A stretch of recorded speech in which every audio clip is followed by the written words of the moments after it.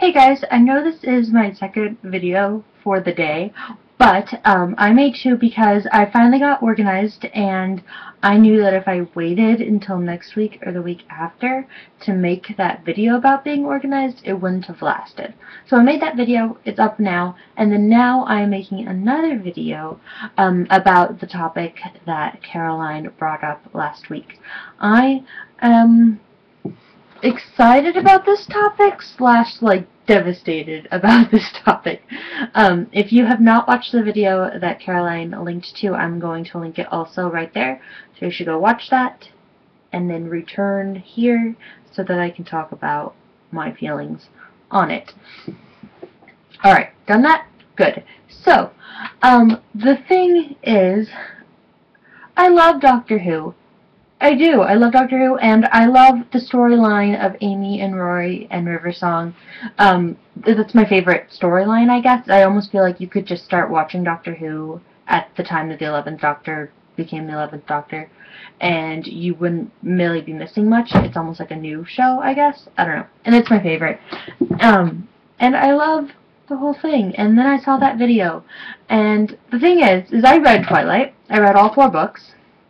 I've seen a couple of movies, but I kind of feel like they were just a waste of hours of my life. And I don't hate Twilight. I think I should have done some more thinking before I started this video, because I'm kind of going to be all over the place. But I don't hate Twilight. To sit down with a book, have no expectations for awesome literature, but just be wanting a story, it's not a bad story. I'm not a fan of the hype that it's caused at all.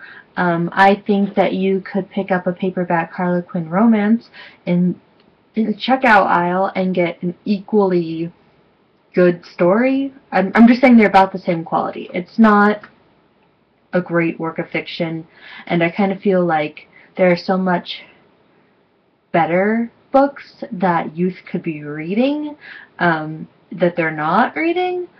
But I'm hoping that Twilight's like a gateway book to like John Green or Suzanne Collins or somebody else. So in that way, Twilight, I guess, is good. But I mean, the story's kind of cheesy. It just is. It's a cheesy story. I don't even know where I'm going with this, honestly. But I just found it kind of like so sad, because the reasons I like Doctor Who is because he's an admirable hero. I don't know, like for instance, I would much rather have the 6-year-old that I spend the afternoons watching, be watching Doctor Who over the Avengers.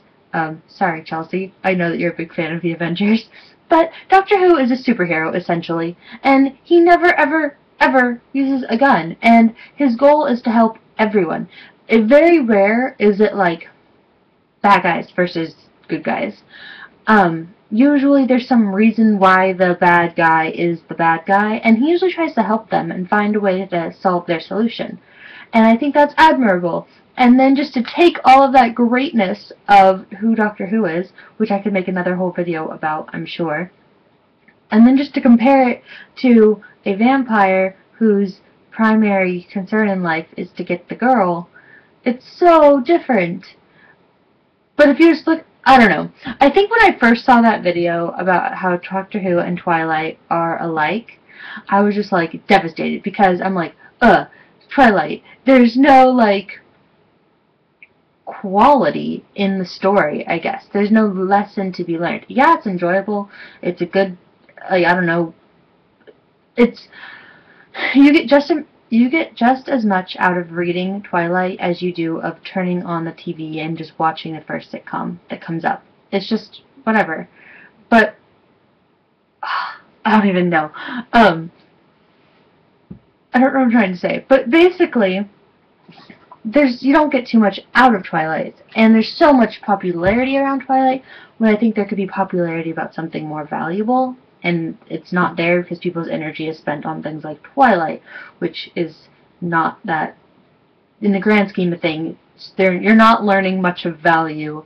You're not doing much of value with your time by obsessing over it. I know I'm going to make someone mad, and I'm sorry, but That's just the way it is.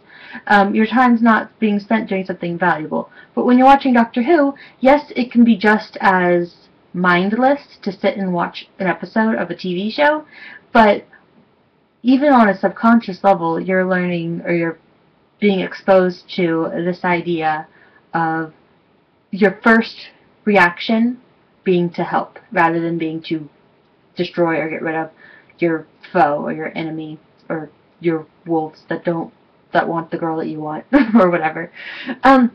So when I watched that, I was like, don't compare those two. They're so different. You get so much value out of Doctor Who that you don't get out of Twilight. And I know people are going to be like, value out of Doctor Who, really? But I think you do. Like, honestly, I think Doctor Who is a good role model. While Edward's just a vampire who wants to get the girl. But now that I think about it more, I really don't think they're all that alike. Yes, there's the, like,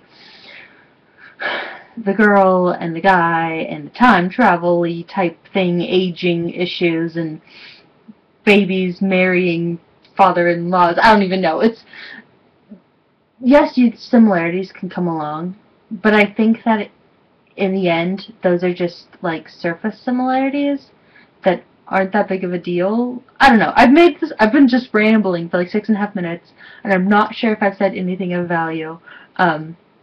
Or anything coherent.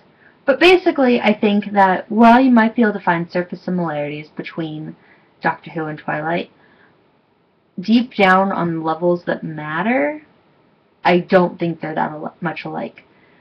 And I think that in order to realize that they're not that much alike, you have to do some thinking and some dissecting. But, yeah, I'm really not as concerned about it as I was when I first watched that video. I'm not sure if I've said anything, but that's the video for today, and I will see you on Wednesday, Caroline.